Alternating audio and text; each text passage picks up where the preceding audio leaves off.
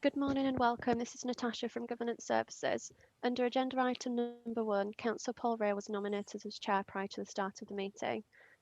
Can I just ask that all members are agreeable of this approach? Yep. Thank you. Councillor Ray is formally elected as chair.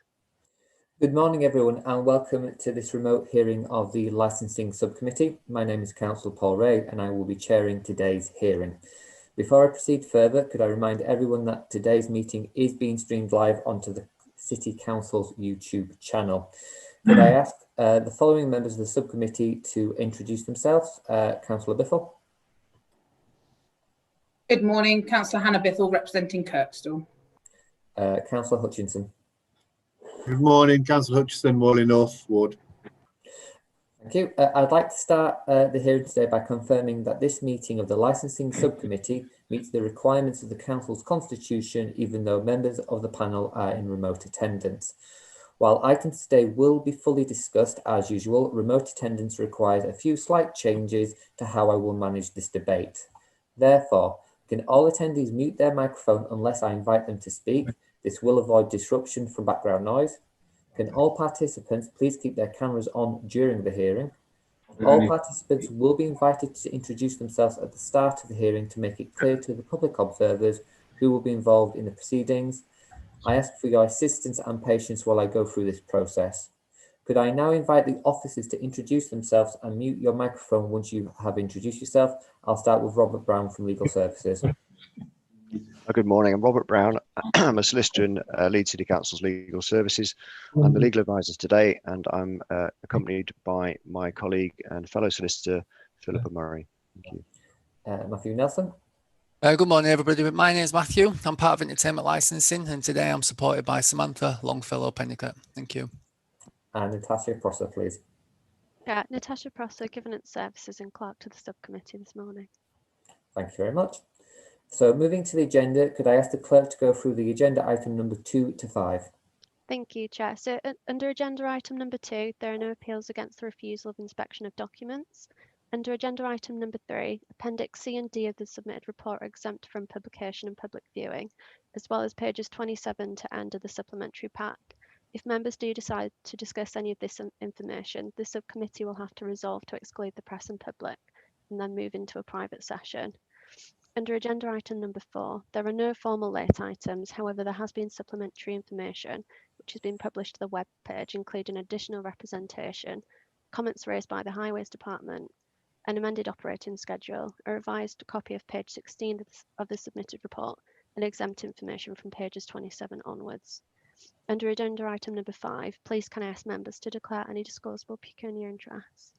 I'll take silence as none. Thank you. Chair, back to you. Thank you very much. Agenda item number 6, application for the grant of a premises licence for Mint Festival, Newsham Green Farm, Newsham Green, Pontefract Lane, Leeds, LS15 9AD. Could I ask the applicant and their representatives to introduce themselves? So I'll start with Krista Rees-Gay, please.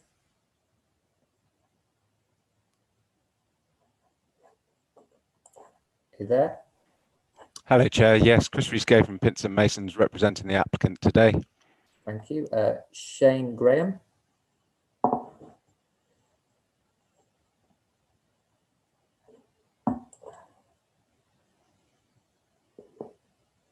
you there?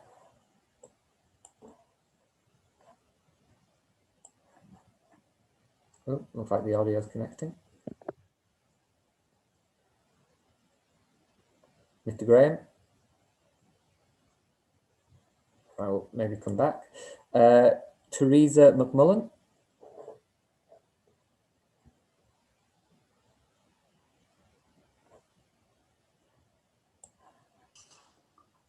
Hello.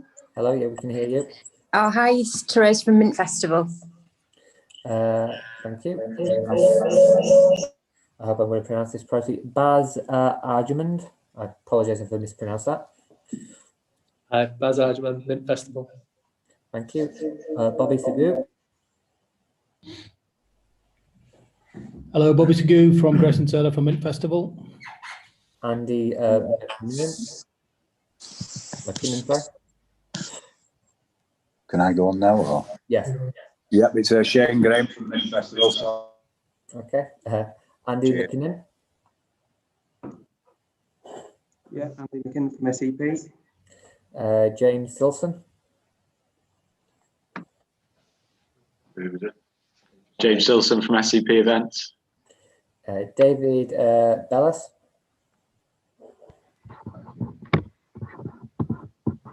Hi, yeah, Dave Bellis. Okay. Warren King. Yeah, hi, Warren King from AEC, the acoustic consultant. You're a little bit quiet there, Mr. King. Is it possible for you to just be a little bit louder, if possible? Yes, yeah, I'll just try and. Thank you. Richard, is that better? That's a little bit better, but you may just need to be a bit closer to the mic or up the volume. It's a little bit quiet. Richard Harrington. Yes, morning. Sorry, I'm having a few computer problems myself. So Richard Harrington, kind of Mint Festival medical. So I'm sorting out the first aid and medical for Mint Festival. Thank you very much. Could I ask the objectors to introduce themselves? First of all, Councillor Dobson. Good morning, Councillor Mark Dobson, Garforth, Swillington Ward. Thank you. And do we have Mr. or Mrs. Roberts on the call yet? Chair, they don't appear to have joined the call as of yet. Okay. Yeah, I've not received any response to my email either. Thank you very much. If we can, Chair, yes? if I may just interrupt, would it be possible if we could have people with their videos on, please? And then also, I think the Mint representatives, are you all in the same room? Because I think there may be some feedback on your microphones between each other.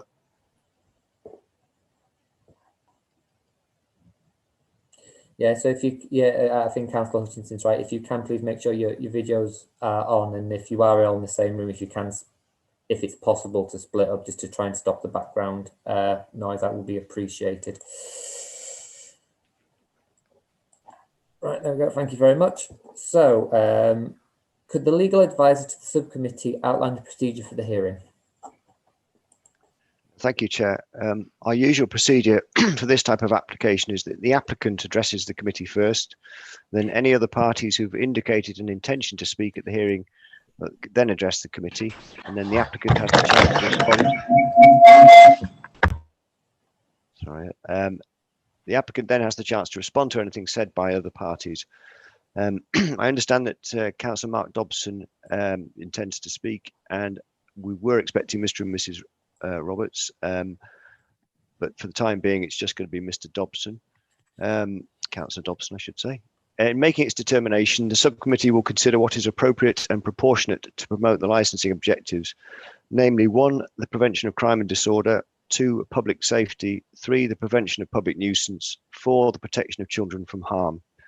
The regulations permit the subcommittee to set a time limit on presentations, providing the same time limit is applied to all parties. Our usual time limit is 15 minutes per party. The applicant may wish to split their allocation between their initial presentation and response to the other parties. For example, 10 minutes initially and 5 minutes at the end. Can I ask Mr. Eastgate, first of all, whether you would like to ask the committee for longer than a total of 15 minutes for your submissions?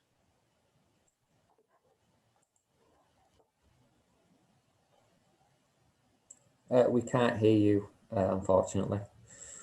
Sorry, Mr. Eastgate, you don't seem to be on mute, but I can't hear you. Sorry, Chair, can you hear me now? I had my Yes. mute on. Yes, if I could please have around 22 minutes. The thinking behind that is if I cover all the points that are made in the representations, it means there'll be less time questioning from yourselves. So, Councillor Dobson, do you feel that you would need longer than 15 minutes?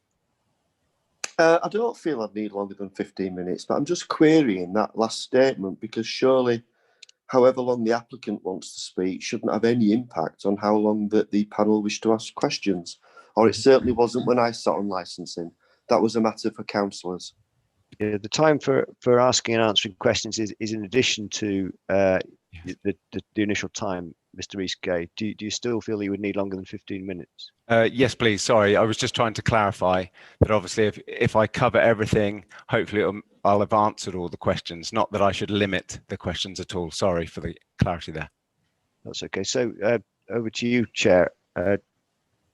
It's up to you and the members whether or not you agree to allowing Mr. Rees-Gay longer than 15 minutes. I'll take opinions from Councillor Bithell and Councillor Hutchinson first. What are your thoughts? If I may, Chair, the 22 minutes, will you also need some time at the end to sum up as well, or would that be included in your 22 minutes? The summary will be about a minute, Councillor Hutchinson. So 23 in total, I believe. I just thought it'd be the more comprehensive way to deal with it by covering all the points instead of you having to plow through all the representations. I've done that, pulled them all together, responded to them, and can give you a full brief. Okay. On that basis, I have no problem personally. Councillor Bithell? No, I have no objections. I think we have a consensus that's acceptable. Thank you. Then a time limit of 23 minutes will apply to all presentations. After each presentation, the subcommittee members may wish to ask questions. As I said, the time for questions to be asked and answered is in addition to the time limit set for presentations. Please note that we do not permit cross-examination in subcommittee. If any party feels there is a crucial question that needs to be asked and answered, please do not ask the person directly, but instead make a request to the chair, who will determine whether or not the question should be put. Parties may request permission to call witnesses. Do any of the parties wish to call any witnesses to give evidence today? Mr. Rees-Gay? Chair, only the members and specialists that I have around me are here just to answer questions, so I won't be calling them, but they're here at the disposal of the committee to respond to questions if they have them, please. Thank you. Councillor Dobson? No, thank you. Thank you. All documents that have been submitted have been copied and circulated to the subcommittee in advance. You should all have the same original packs consisting of a main bundle numbered to 128 and a supplementary pack of 28 pages. If anyone does not have those packs, could they please unmute their microphone and let me know now? Can I just clarify, please? Could the councillors confirm that they have the private copies of the documents that are much longer? You have 362 pages for the first agenda pack and a supplementary pack of 60 documents for the second. Yes. Yeah, confirm that. Thank you. It would be helpful when referring to documents to identify which document you're referring to by the page number in the agenda pack. Additional documents may now only be tabled with the consent of all the parties. Are there any other documents which any party wishes to refer to? Thank you. Please note that your presentation is your only opportunity to address the subcommittee direct, so you should try to make sure that you've included everything that you wish to say and to have taken into account. The committee has read the bundle, but this hearing is an opportunity for you to emphasise or expand upon any particular points you would like the committee to focus on. After your presentation and after any questions, the committee will go into private session in a virtual breakout room. If members then have any additional questions to ask, they will return to the main meeting to ask those questions. For that reason, all parties are asked to remain in the main meeting room until they're asked to leave. All the parties present will be informed once the hearing has ended and will be advised of the decision in writing within 5 working days of today. If anyone has any questions or concerns about the procedure I've just outlined, please unmute your microphone now and let me know. Thank you, Chair. Thank you very much. Could the licensing officer present the application, please? Yeah, of course. Thank you, Chair.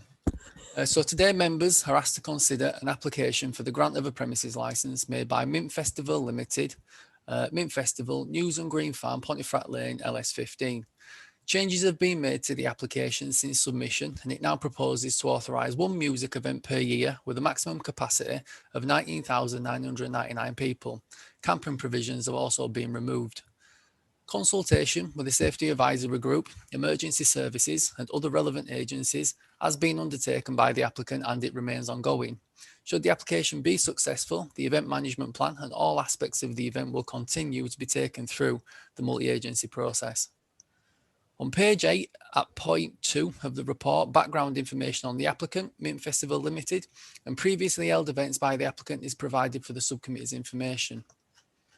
As mentioned, the operating schedule has changed to what was proposed during the application phase and from what's outlined in the report. This includes changes to the licensable activities, which are now proposed to be limited to 1 event per year, taking place on a Saturday, and opening hours, which have also changed from 10 AM until 1 AM the following morning in order to allow for dispersal.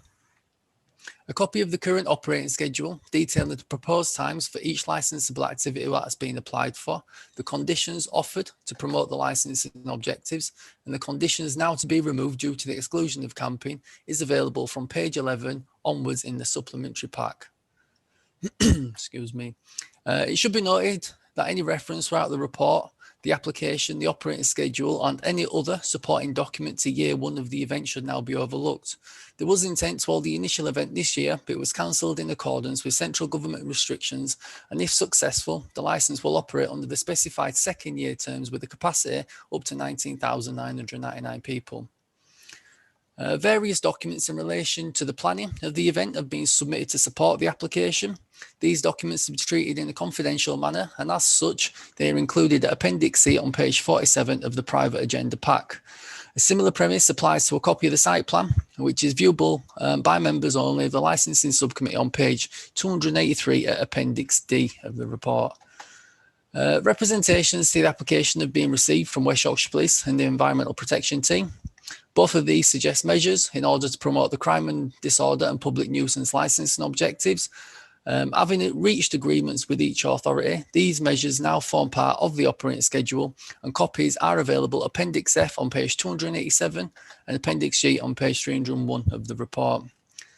Under the Licensing Act, the Council's Highways Department are not considered a responsible authority. They are, however, one of the Safety Advisory Group partners, and they have submitted comments drawing attention to traffic management points for the event. A copy of these comments and the applicant's response is included for members' information in the private supplementary pack. During the consultation period for the application, that ran from the 16th of March to the 13th of April, the applicant wrote to local ward and parish councillors in an attempt to alleviate any potential concerns that local residents may have. Despite these steps, the licensing authorities received a number of individual representations, one of which has been submitted by Garforth and Swillington ward councillor. These representations all express concerns on the negative impact such a large-scale event will have on the local area, and redacted copies of the representations are included at Appendix I on page 317 and Appendix J on page 319. One is also included in the supplementary pack, and that, Chair, is the application. Thank you. Thank you very much for that. Could I now invite the applicant to present the application? Hello, Chair, Committee. Could I just firstly, just with the supplemental packs, if I could just point you to page 60 of that supplemental pack that shows the actual licensing plan. It hadn't been incorporated until then, but the licensing plan is at page 60 as a starting point. So in my presentation, I will cover the 4 following areas: a brief background for Mint Festival, the application including the liaison with ward councillor and the local resident, representations received, and then a brief summary.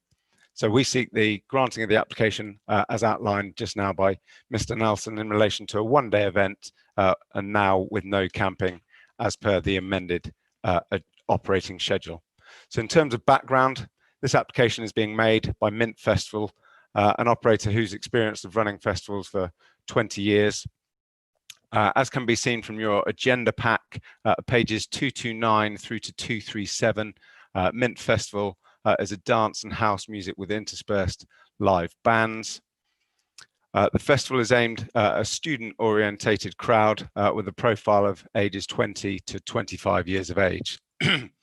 The specialist teams are employed are highly experienced at running events and have worked with Leeds City Council previously. You have met them, but just by way of background, obviously Shane Graham is the owner or director of Mint Festival, who founded the Mint brand in Leeds and runs a Mint nightclub within the city. He's also responsible for Cocoon in the Park event. Then have Bobby Sagoo from Grayson Taylor, the event health and safety manager. He's run the last 2 successful events at Leeds East Airport, and indeed has run hundreds of similar events across Leeds and Yorkshire. We then have Warren King from AEC, a very experienced acoustic engineer, and indeed has worked with Mint previously.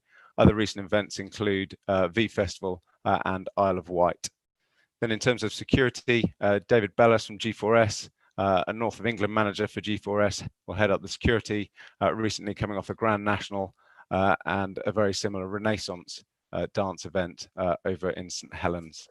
Finally, James Silson is from SEP Transport Management, who will deal with any transport-related issues, and indeed he ran the Mint Festival last year in conjunction with the Yorkshire 2019 cycling also. In terms then of linkage to the Leeds Statement of Licensing policy, if the event was to be licensed, it would be in line with the Council's wish to establish Leeds as a major European city and cultural and social centre. The granting the premises licence would also fall in line with paragraph 212 of the Statement of Licensing policy, that being Leeds having a long established reputation for encouragement of public entertainment.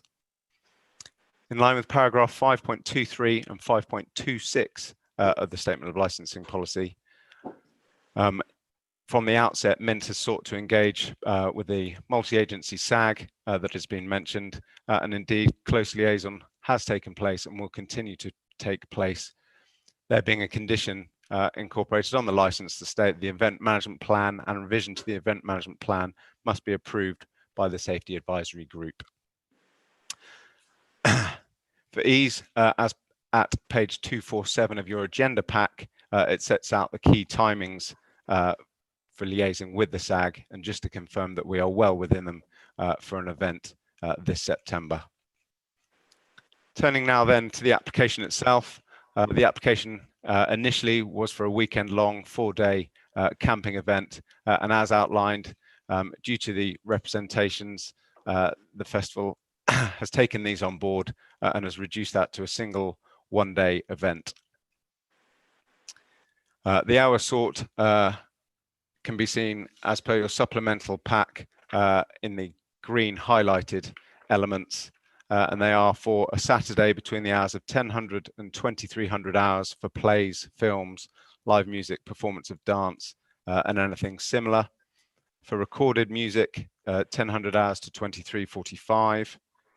For the sale of alcohol, 1000 to 2345, and then late night refreshment, 2300 to midnight. So the reason for the slightly longer hours for recorded music, sale of alcohol, and late night refreshment are to aid disbursement. This worked well at Leeds East Airport last year, and therefore the festival would like to incorporate it this year, and that sits in line with paragraph 616 of the Statement of Licensing policy, and the fact that it will allow and assist in the gradual dispersal of customers and consequently reduce any impact to the area. Just so that you understand, it's not a land grab to continue the festival beyond 2300 hours. There is an agreed condition with the AHO that states noise from the licensed site will be inaudible inside the nearest noise sensitive premises after 2300 with windows open in a manner that's for typical ventilation. So it is purely for dispersal element, that extra hour after 2300 hours. So in line with paragraph 618 to 620 of the Statement of Licensing policy and paragraph 1018 of the section 102 guidance, the operating schedule has been tailored specifically for a music festival, and indeed is some 12 pages long, pages 11 to 23 of the supplementary pack.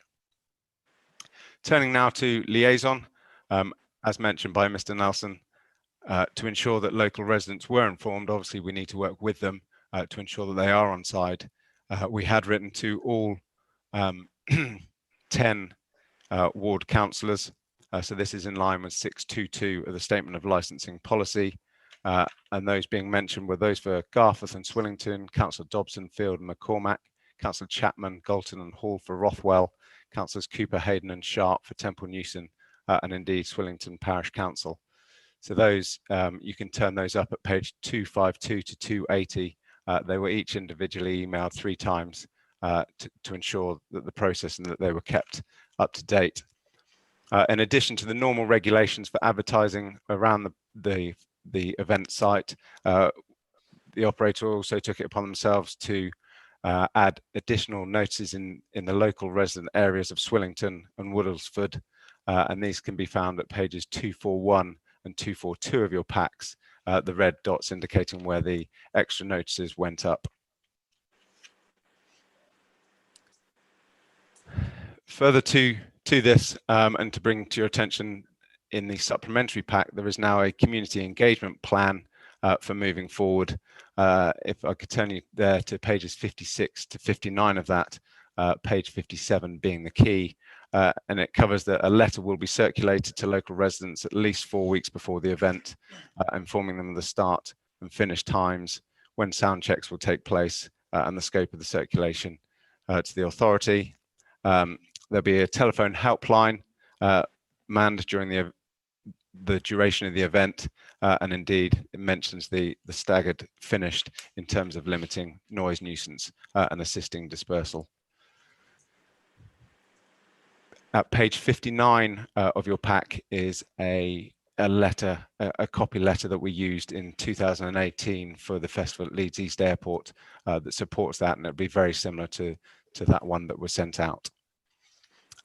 Unfortunately, the Roberts, I don't believe, have joined the call yet, but we were made aware of their representation last Tuesday on the 1st of December. Shane Graham set up a meeting and went to see them on Friday to reassure them. And so there is an open conversation there with them, and we have sought to reassure them about the event. From that meeting, the hours were reduced and we brought it in line to the 1 day, and hence the change to the operating schedule that you see before you today.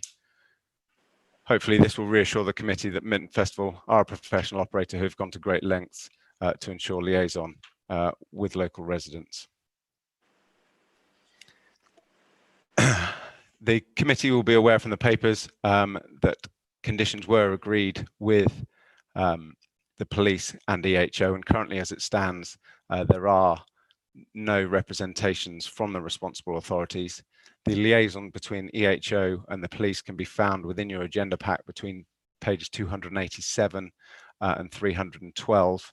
But of note, the police agreed conditions are those at pages 288 and 289, and those for EHO are in the email pages 306 and 307. Due to time constraints, I won't run you through them, but those were the agreed conditions.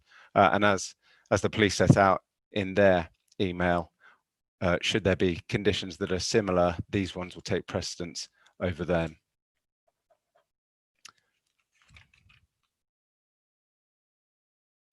It has been mentioned that comments have been received by Leeds City Council Highways on the transport management plan, and those comments can be seen at page 313 of your agenda.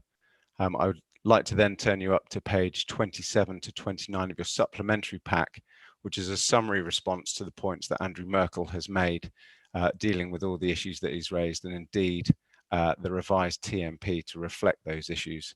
And obviously, at the stage that we're at so far out from September, needless to say, there will be further liaison, obviously, with the SAG group and indeed the highways specifically. Turning then in relation to the representations, as you're aware, there are 35 in total. So the way that I'll deal with these is I'll deal with Councillor Dobson's initially, which covers most of the main points, and then look at other representations.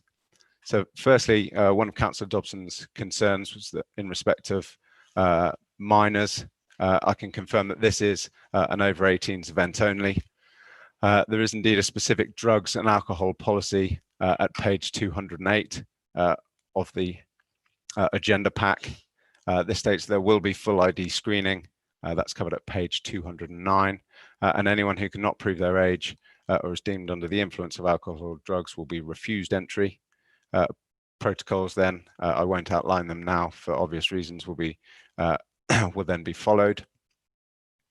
Mention has also been made of a previous event held in Leeds. I'm uncertain of that, but I'm sure Councillor Dobson will let us know when he speaks which event it was, and therefore we'll be able to respond to that.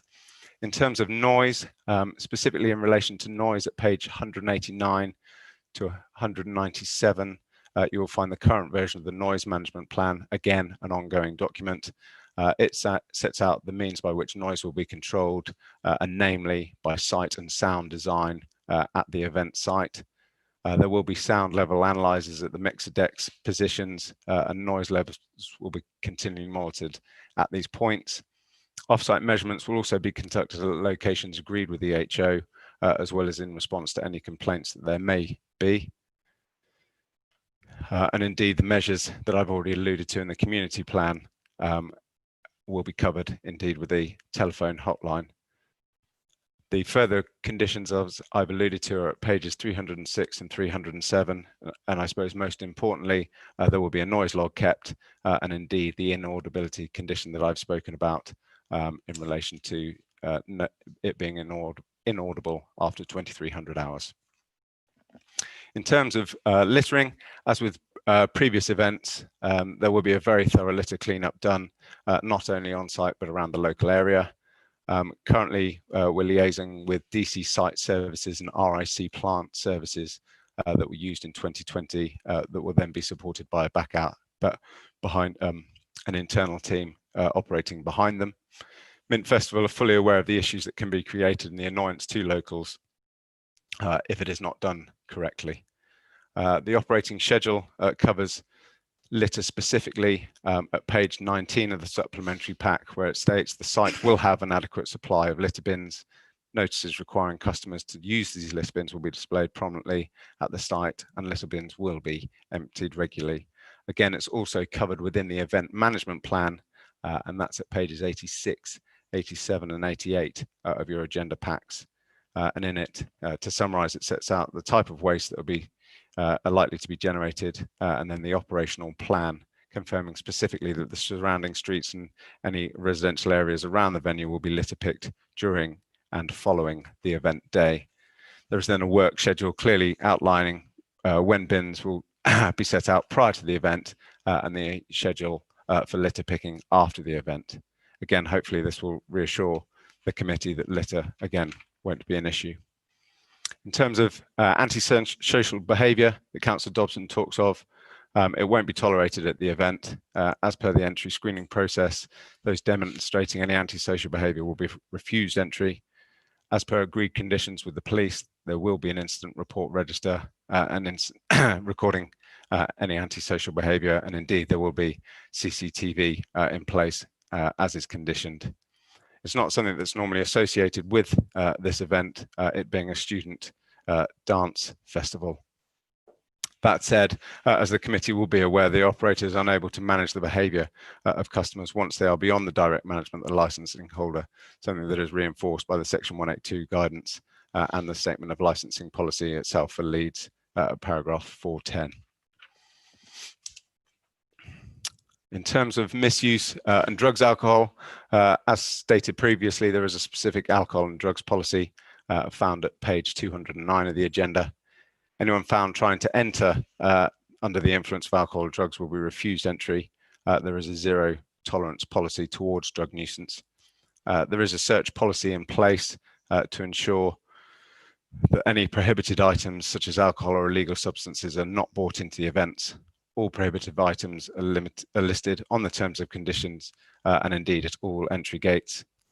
There will be voluntary disposal of any items can take place prior into amnesty bins. The drug policy itself can be found at page 212 of your agenda pack, and it confirms the objectives of those policies are to prevent drugs from entering the event and indeed to detect those supplying and misusing drugs. For obvious reasons, I won't mention the methodology of how the detection will take place, but again, that can be found in your private agenda packs at page 213. In terms of the alcohol policy, this is also in place and can be found again on page 213. It's a conjunction of security working closely with the bar management teams to ensure that if issues do arise, that they will be dealt with very swiftly. And indeed, all bar staff are briefed prior to the event taking place by a personal licence holder. Chair, those deal with the main issues raised in Councillor Dobson's representations. Having been through the remainder, other elements that I thought were key and should be headed off included campfires. As mentioned, camping is now no longer taking place and therefore won't be an issue. It was mentioned drunk people roaming about after the event. There will be a shuttle bus link into Leeds city centre, obviously a short distance away, so the frequency will be high, so we don't envisage this being an issue. But as in previous years at Leeds East, there is a minibus on standby to do sweep up of any stragglers, for want of a better word. From previous events, it's been alleged that Mint is poorly managed and there was an ill-equipped security company. This is totally refuted in the strongest possible terms. And you'll note that the letter from Selby District Council in the relation to the management of the festival over the last 2 years, at least Leeds Airport, the final paragraph stating, officers from the licensing and police and environmental health attended the events. From Selby Council licensing perspective, we found that the event was well run and well managed.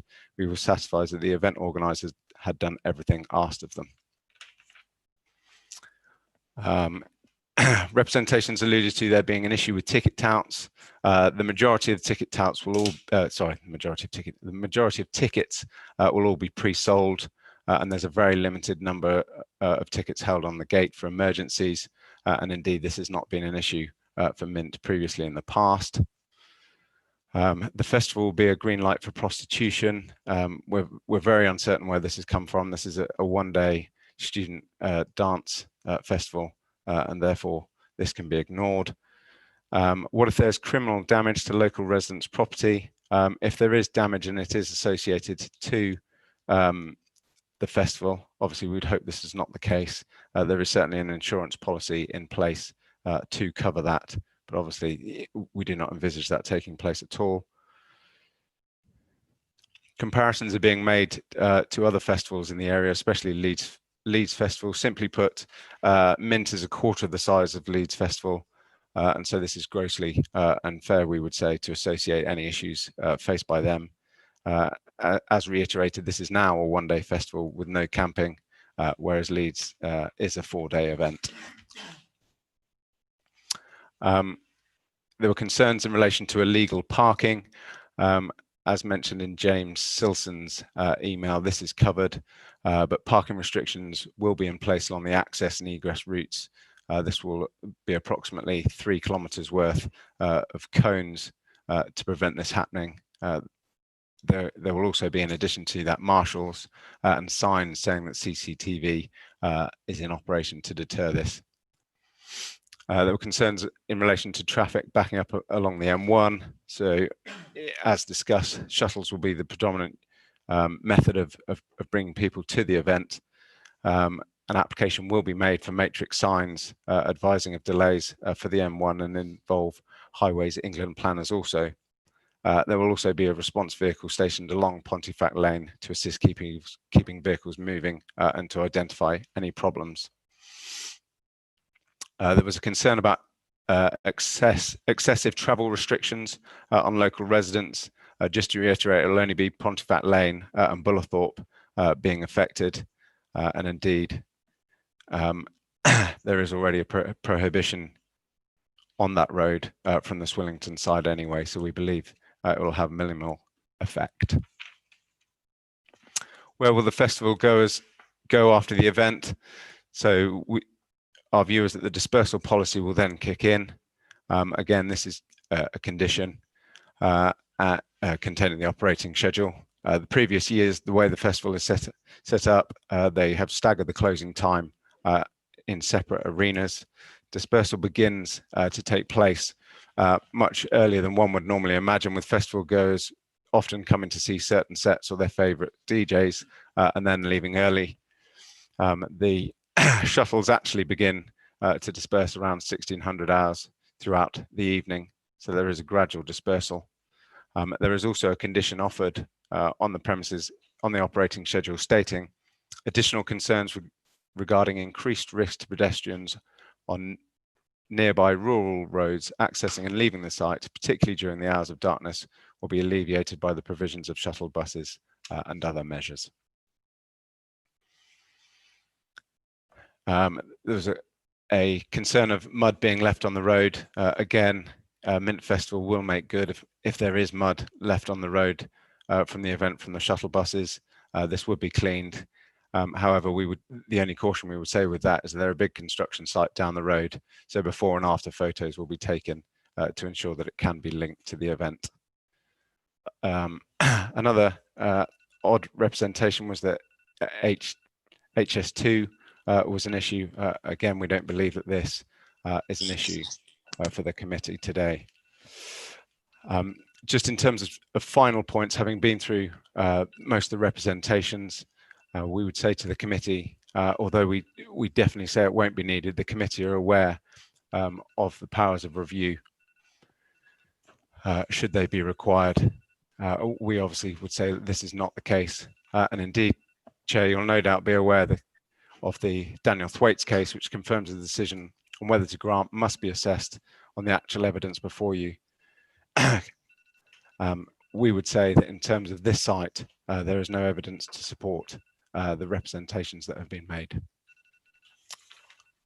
Chair, those are my submissions for now. Obviously, I have a summary. I don't know if you'd like the summary now or after. I'm in your hands, but obviously the whole of the team are here to answer any questions that you may have. We'll come to the summary later. Thank you for that.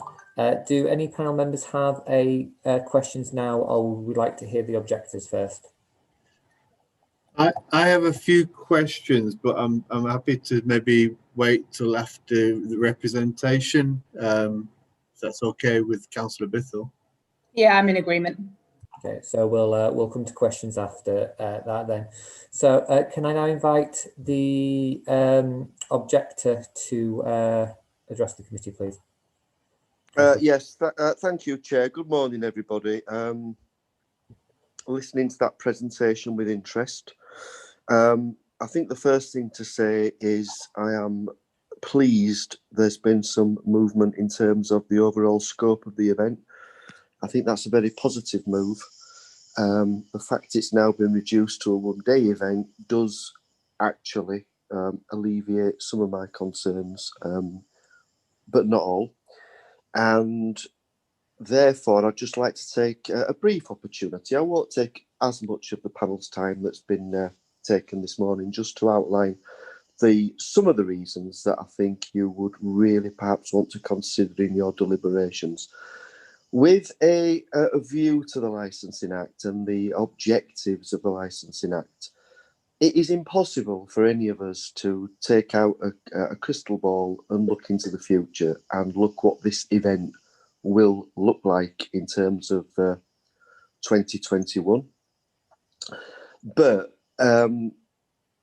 I am assuming when I'm talking about Mint Festival, this is the same Mint Festival that took place previously at Lotherton Hall, which isn't Garforth and Swillington ward, but sits just outside within the curtilage of the Harewood ward. And at the time when those events took place, I had the honour of being the exec member for Parks and Countryside. And obviously the event in question took place on council premises. And I'm offering advice and a warning to the subcommittee this morning that the event in question caused a whole raft of issues in terms of the objectives of the Licensing Act. And it is not for me to say, and I'm sure there will be a strong rebuttal from the applicant, that is one of the reasons why for the last few years it hasn't taken place within the curtilage of Leeds. There were massive issues around dispersal, the way the site was left after the event, issues with the police in terms of disorder. Now, it's some time ago, I accept, but some of that disorder was linked to use of illegal substances and legal substances that meant that dispersal was shambolic, a danger to the public, a danger to the attendees themselves, and did not in any way, shape or form constitute any of the objectives of the Licensing Act. The problem we have today is you're effectively being asked to consider an application that really doesn't take into account the historic failures of previous events. And it's actually quite heartening to see the glowing response from Selby Council, which clearly is something on my watch when the event last took place in with us that we would have been able to offer in any way, shape or form.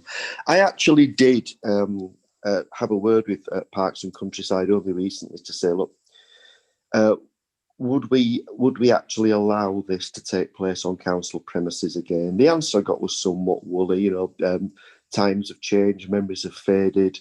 Who could possibly comment? But certainly that was the view at the time in terms of having the event on council premises. So, get into the specifics of this. Actually, it would appear that the organisation has come on a considerable journey since those events which I've alluded to. But I would ask the panel to just consider these open points.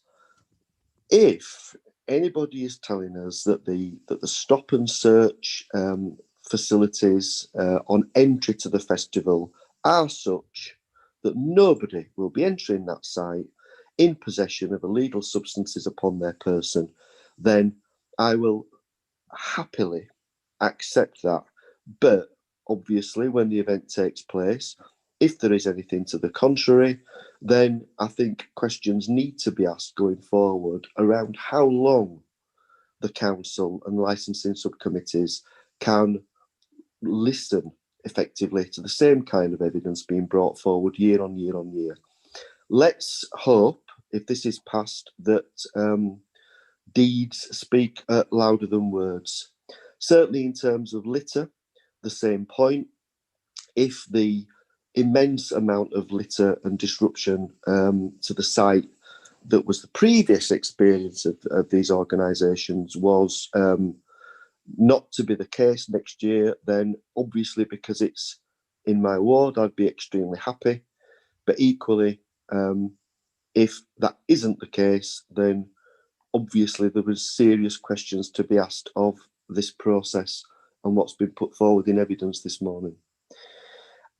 Certainly also again in terms of dispersal, the dispersal issues were enormous. When I look at the curtilage and the infrastructure around the proposed location for this year, probably, being fair, it's easier in terms of dispersal than previous sites. But again, let's hope that deeds speak louder than words. And I would like nothing better if this subcommittee is mindful to pass this application this morning, then nothing comes over my radar when the event takes place. I'll be a happy man. But I do think that in light of previous experiences, and you know, let's face facts, we all learn from history, and if we don't take on the lessons of history, what is the point? And I also think that I would really ask the panel, and I'm serious, sometimes we come to licensing subcommittees because it's a process that has to be seen to be done. But this is a process that really has to be done, and it has to be seen to be done. And I want assurances from all parties this morning that every single element of the licensing objectives will be honoured. I want those absolutely nailed down, cast iron. And if we have those assurances from the applicants that I will be getting emailed and telephoned and having to involve West Yorkshire Police and other agencies, I'll be perfectly happy with that. But I do think it's a big task this morning and quite a big leap of faith for the panel to make. I'm actually glad I'm not in your shoes. I had some contentious licensing issues when I sat on the panel many, many years ago on the subcommittee. But I do think it's absolutely incumbent on you this morning to look at previous events, take into consideration what's happened historically, ask the right questions of the applicants to ensure they won't happen again. And obviously in your deliberations, I'm sure as a responsible subcommittee, you will do just that. So I'm happy to leave it there for now, Chair. Told you I'd be brief. Very much, Councillor Dobson. So I'm going to open it up now to panel members to ask questions to both the applicant and to the objectors. Are there any questions? Councillor Hutchinson, even mute yourself, so I take there is. Go ahead. Yeah, I've got quite a few questions. And I guess some will be short answers, others may need some assistance with the representation from the applicant here. You mentioned zero tolerance on drugs, and looking through the documentation and the application, there's quite a lot of mention to drugs. I wondered that you mentioned that you're going to be preventing drugs and that you're going to be detecting drugs. I just wondered if you could talk me through the drug reduction strategy that you mentioned of how you were going to achieve that. Councillor Hutchinson, sorry, just because we're in an open forum, obviously, because it's public, it's recorded, it would then give away how we're doing it. Could we do that in a private session, could I ask? Obviously, I think you'll understand the sensitivity, and that's why we have the private documents, and that's why you can see them and why it's outlined in there. If I were to air them on YouTube, should someone be underhand, they're like, oh, now we know what Mint Festival's actions are, we can't do it. So could we either part that to a separate session, or could I refer you back to the document? Whichever's easiest.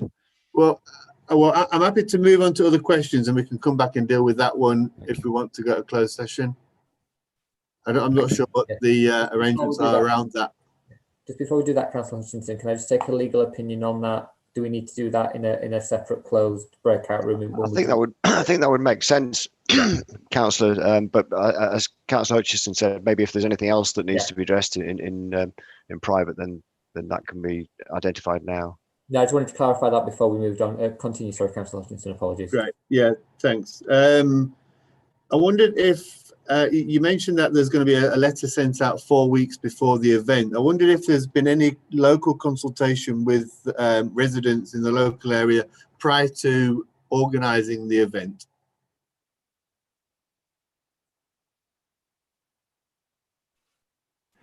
Chair, no, there wasn't. It was through the letters and the emails to the ward councillors, how that's been done.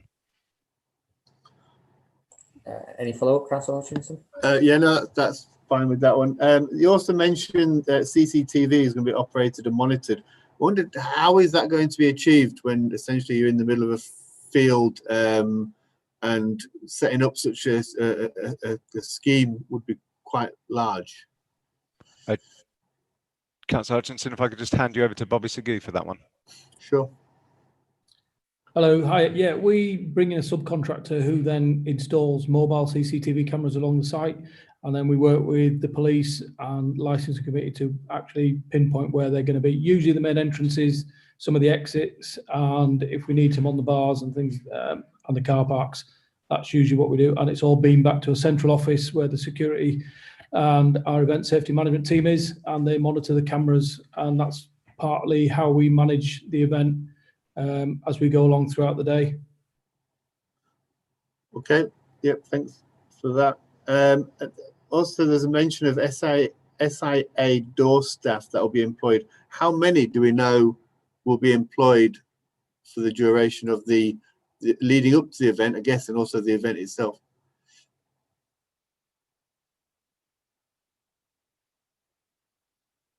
Does someone wish to respond to that? Sorry, Councillor Hutchinson, I'll hand that over again. Is that Mr. Sagoo again, is it?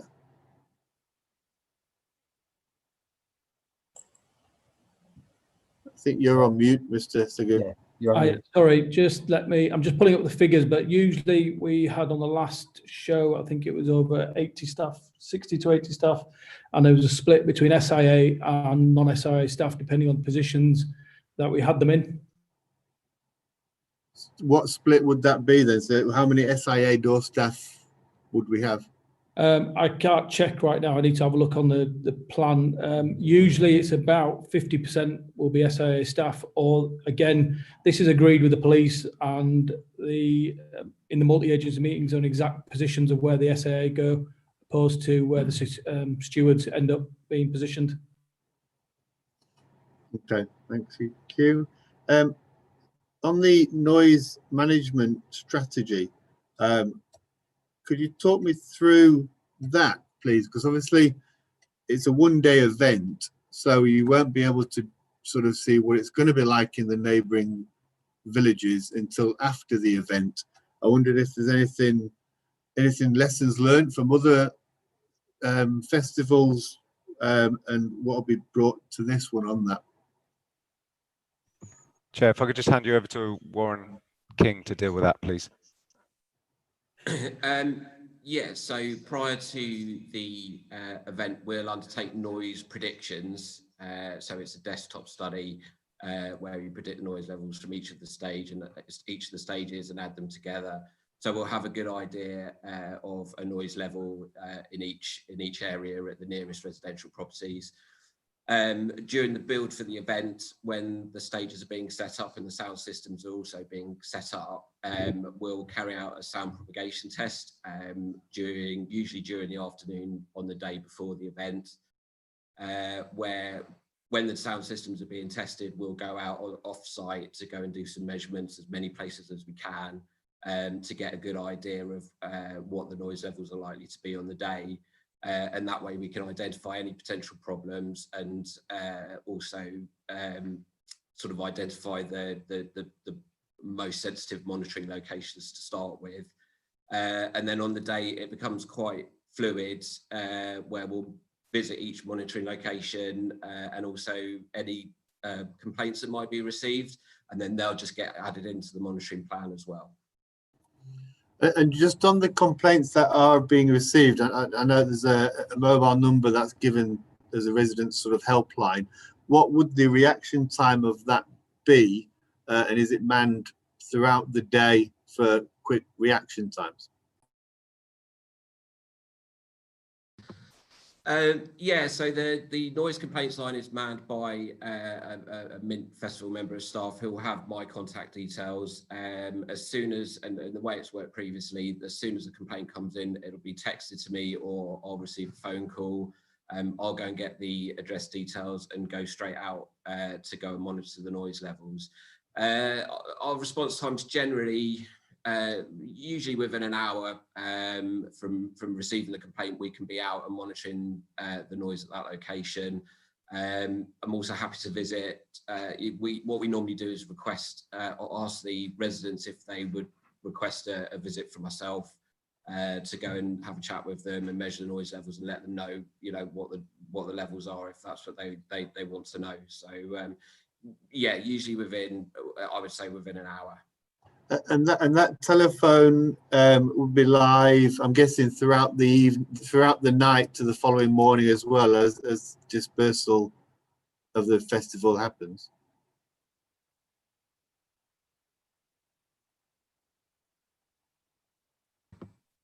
Yeah, that's correct. Yes, so it's live from when the music starts, and it's usually until all of the music is switched off. But would it be after that as well? Because some other music could get switched off. There's then a big dispersal, which could then spill out into the neighbouring villages, and that could continue on to the early hours. I'm guessing, would that phone line be active till you basically decamp the whole site? Sorry, yes, we'll keep it until all the site's clear. It will stay up, but it stays with our team in the event safety team on site. Okay. Councillor Hutchinson, could I just add something additionally? Just to go back to that point, obviously there will be measurements conducted at locations agreed with the EHO sort of throughout the event, as it were. So even if there were calls coming through the helpline, there will be sort of spot checks done that are agreed through the ESMP and the noise management plan with EHO also. Okay, and then on your event management plan, all the dates and times refer to 2019. Is that purely because you're going to update it for next year's event? Based on, the install and T-rig of everything that we're doing, we will then base that around what times we do it, because at the moment we're just working all that through with all the contractors and subcontractors that we use to get installed and de-rigged from there. Right. Okay. So, but the timings will be roughly the same with regards to how long you set the site up, how long it will take to decommission the site. That's right. Yeah. Okay. I just have a few more. Thanks for bearing with me. I mentioned that on the location for the toilets, you have 2 disabled toilets. Do you feel that that's enough toilets for the disabled people? And how are the disabled blocks sort of split? Are they on one side altogether, or are they split across the site? Yeah, I guess that's. So at the moment, once we've fully designed the site, we will then usually split them up, and usually they split one on each of the welfare points that we have on site. So the disabled, nobody else is using it apart from the disabled people that we have there. And technically, we usually know how many are going to come before that because they make special requests, and so we already know how many people will be coming on site, and usually they're adequate. We've been adequate for the last 5 years since I've been doing the event with that number. If we have an increase in numbers of people, we will just add extra disabled toilets in. Great. Okay, great. And then going on to the traffic management, you said that for 3 miles down the road, there'll be coned for no waiting cones. But I wonder what traffic management has been discussed or considered for the local villages, I think Swillington and Woodlesford. Yeah, so it's not 3 miles, it's 3K. That'll be along Pontefract Lane and Bullerthorpe. We don't expect many vehicles to be coming to the event. Over the last few years that we've been doing it, we've only actually had 250 to 300 public cars that come and physically park at the event. So a lot of it will be used by the shuttles. This is heavily publicised before the event, so we don't expect too much traffic on the roads in the local areas. The main route will be the public shuttle buses to and from the event. Okay, thanks for that. And one final question from myself. You mentioned that it's a student dance, but I'm guessing it's a little bit more than a student dance. I wondered how many stages there are, and is it a mix of sort of DJs, bands, and headliners, that kind of thing? So at the moment, there'll be previous events. We've had 4 or 5 different stages with different genres of music of the dance sort of element of music. So they're all different genres of that, and they will then just be in different tents or live outdoor stages. We usually have a mixture to cope with the type of clientele we have coming in. Okay, that's all I have, Chair. And obviously, just if we can touch on the drug reduction strategy, I think on advice from legal if we go to closed session. If I'll see if Councillor Biffle has any questions first, as I'm sure I've been waiting quite patiently because there were quite a lot of questions there, and then we'll take any ones we have to go in a breakout room and separately. Councillor Biffle. I'm always very patient, Councillor Ray. I also have some questions on the drug side of things, but obviously I'll hold my thoughts until we get into closed session. In terms of your record keeping in the operation schedule, it talks about you keeping records for 6 months. Ideally, I would really like that to be upped to a year, just in the fact that we know that often people that are victims of sexual assault and things don't necessarily come forward within the first 6 months. So to keep those for a year, I think to be able to have them accessed would be really valuable if that's something you're willing to consider. I've looked at the licensable area and it appears that you're licensing things like the car park. I just wondered what the rationale was behind licensing the whole spread of the area. Is the intention for it to be bigger in the long run, or? No, so originally it was just the red area gave us the area of the farm to use, and that's why it was the red line plan. Subsequently, obviously, it's been filtered down to the site plan, and we'll obviously stick to the ESMP, but it allows for further years should elements not work, or should it be deemed there are better elements, drier fields and the like? There is movement. Yeah. Okay. Can I also ask why originally in year one you wanted the numbers to be circa 15,000, but then with next year basically then being year one because of COVID, you want to jump straight to 20,000?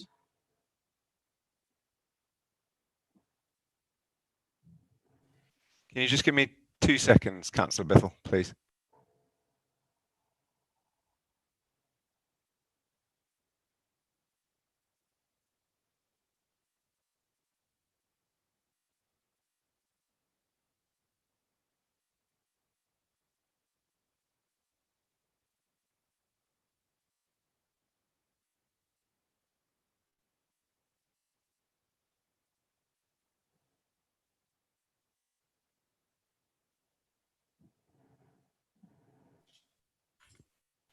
Sorry, Councillor Bithell. I was just seeking instructions from my client. There's been confusion in the way that's come out. We are for year one doing 14,999, obviously because it is the first year at the site. Then any subsequent years will be 19,999. I should have corrected that earlier when Mr. Nelson mentioned it. Apologies. Perfect, thank you. That makes me far more comfortable with it. Can I ask where else you've held festivals in the country, please? So in terms of where we've been previously, Lincolnshire Showground for a year, Stockeld Park, we're at Wetherby Racecourse, and then Leeds East obviously is out in Church Fenton again in the country.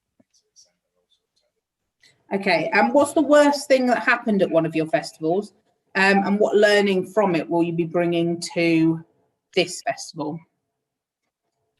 Let me please hand that over to Bobby, who is obviously has been one of the event managers. Hiya, can you hear me there? So the biggest learning that we've learned, so I took over the festival about 4 or 5 years ago after it being to Lotherton Hall. I didn't do the Lotherton Hall job, but we then brought in after that to then look at and operate the whole festival system for Shane, and that was over Cocoon and Mint. What we learned at Mint quite quickly at the beginning was the dispersal policy, and then we brought on the subsequent people on site, and we learned how many ingress and egress was to then look at how we would use the traffic management teams and the security teams to make sure that was easier. And over the last few years, we've learned that, and Church Fenton ran smoothly last year after the 2 learnings we had. Again, improved year on year from when I took over till the point where last year, obviously, Selby Police were happy with everything that we did, and we did that private pre to that as well. Thank you. Also in your operating schedule, you talk of the toilets, both men and women.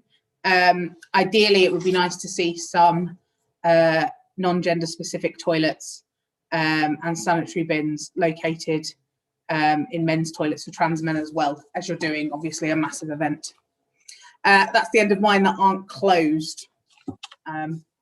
Chair, thank you. Thank you very much. In terms of the questions that need to be in closed session, can we please have the appropriate people bobbed into a breakout room so we can ask that question, please? Sorry, Councillor, can I, Chairman, can I? Oh, yes, by all means. Just react on the question that we were talking about. We ended up introducing the extra hour on one of the tents where we could keep people back to then help with egress at the end of the night, which then made a massive impact on the last 2 years, and it helped disperse the people equally and steadily throughout, so our teams could cope and make it a lot more smoother, so we didn't have any impact on the outside areas. Thank you for that. Can I just come back to Councillor Bithell? Sorry, just in terms of the record keeping for a year, unfortunately, I'm not a data protection lawyer, so my only caveat to that would be as long as that falls in line with keeping data for that long. Obviously, you, Councillor Bithell, may know far more than I do, and I don't. But it's just if I could highlight that, because there's been no point in having a condition that wouldn't be correct, as it were. Thank you. Thank you. I'm sure we can check that appropriately. Okay, so third time lucky. Are we able to? Chair, can I just check?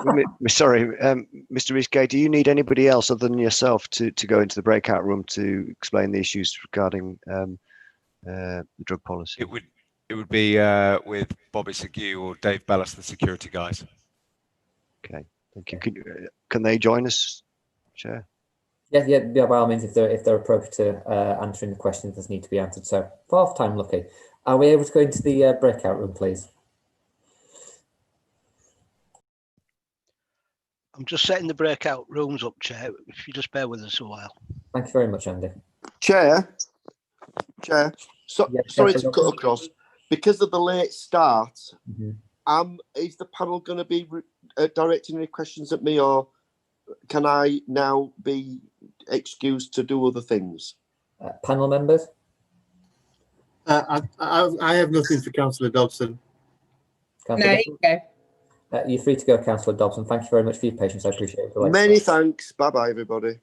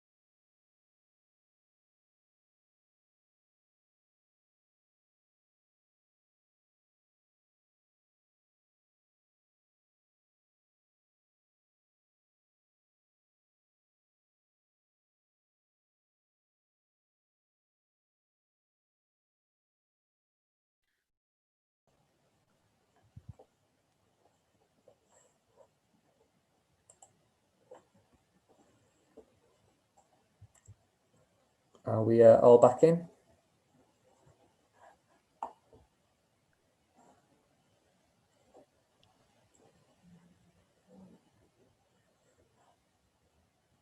Looks like. Can I just confirm that we're all back in? It looks like we are. It appears so, Chair. Okay, thank you. Right, let me get my script out again. Right. So can I just ask how many minutes are left out of the 23 minutes we allocated, please? Just to confirm, Chair, the applicant did use the full 22 minutes, so I believe he's got 1 minute to sum up. So I'll hand it over to you for a 1 minute summary. On the countdown clock. So all I would say is Mint Festival are an experienced and professional operator, as supported by the letter from Selby District Council. They are strongly focused on community engagement. They did reach out to all local ward councillors, did put up additional notices, have liaised with the individual neighbour who couldn't make it today, and indeed there is a strong community plan. Most importantly, we would say there are no representations from the responsible authorities, that's including the police and EHO, and conditions have been agreed with them. There is a very comprehensive operating schedule, and the committee can take the comfort the event management plan must be approved by the Safety Advisory Group. Liaison with them is ongoing and will be ongoing. We would ask, therefore, Chair, that the application be granted as set out in the green text on the revised operating schedule, please. And Stop the clock. And thank you for the speedy summary I think we've ever had. So, go back. So the subcommittee will now move into private session to deliberate on the application. Could I ask that all parties, including the applicant and their representatives and licensing officer, remain available should the subcommittee have any additional questions? If there are any additional questions, you will be invited back into the meeting by the clerk. Over to you, clerk.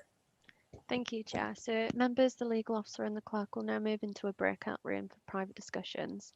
We'll return to the meeting once those discussions have completed, and this could take up to 10 minutes.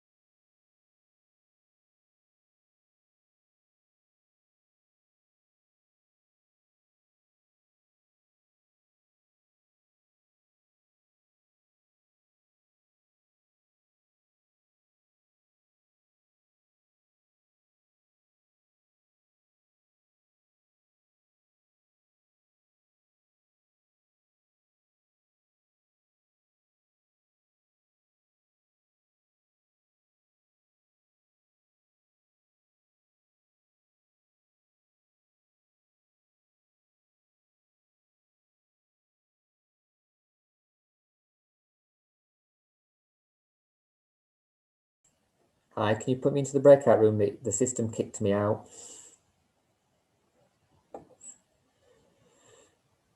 Just bear with us, Councillor Air. We're just redoing it for you. Thank you very much.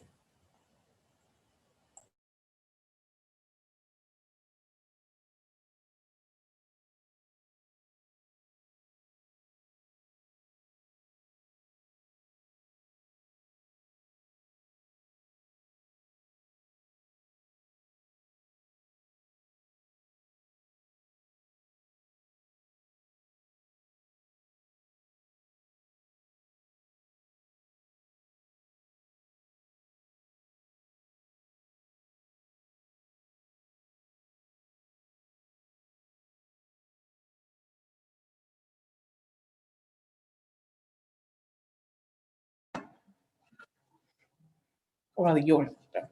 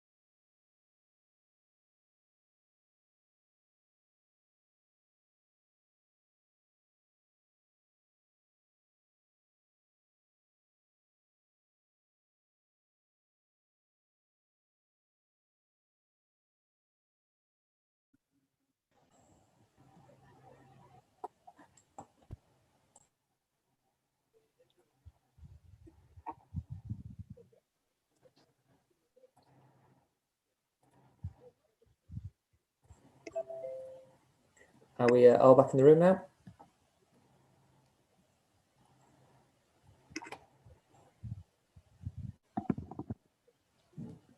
Just the clerk to come back in, Chair, but you can continue with me here if you want to. Thank you very much. So we do just have one other question we'd just like to ask the applicant, and if the application were to be granted, would the applicant, at the request of the chair of the licensing committee, be willing to come back and do a debrief as happens with other festivals in Leeds? Would that be something they would be in principle happy to agree to, subject, as I say again, to the request of the licensing chair?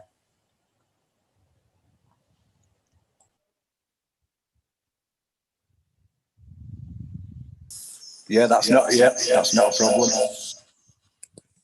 Thank you very much.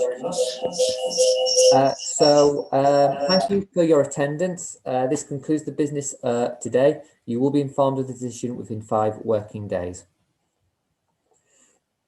Okay, thank you very much, everyone.